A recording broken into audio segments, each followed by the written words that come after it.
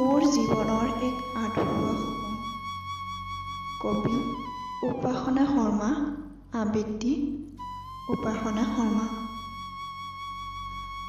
নিমিষ শীতল ৰাতি, কুঁৱলীৰ শুভ্ৰাকাৰ পোৱাত কণ কণ মনে দেখা ৰঙীন সপোন দেখিছিলোঁ মই। উন্মত্ত প্ৰেমৰ শুভ্ৰ ৰাতি, জোন আকাশত উঠি ভাহি ফুৰা সপোন দেখিছিলোঁ মই। এই সকলোবোৰ আছিল মাত্ৰ আধৰুৱা কল্পনা।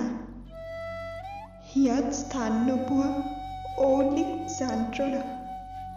সপোনৰ এটি দুটি মুহূৰ্ত পাৰ হৈ গৈছিল জীৱনৰ আধৰুৱা ক্ষণবোৰ সময়ৰ লগত ভাহি গৈছিল।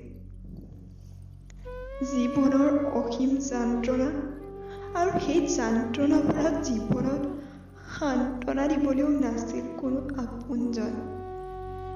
মাথো জীৱনৰ আধৰুৱা সপোন আৰু আধৰুৱা সময়। নদীত উটি যোৱা আৱৰ্জনাৰ দৰে জীৱনৰ বেলিকা ভাহি গৈছিল সপোনৰ লগত। ক্ষণে ক্ষণে মাথো গভীৰতা আছিল মনৰ মাজত। কি জানিবা সলনি হয় জীৱনৰ এক কঠোৰ মুহূৰ্ত। কি জানিবা বিচাৰিয়ে পাওঁ জীৱনৰ অজান আশাবোৰ।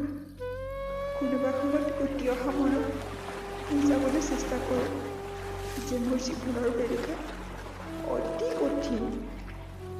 মোৰ সপোন মাত্ৰ এটা আধৰুৱা প্ৰতিচ্ছবি।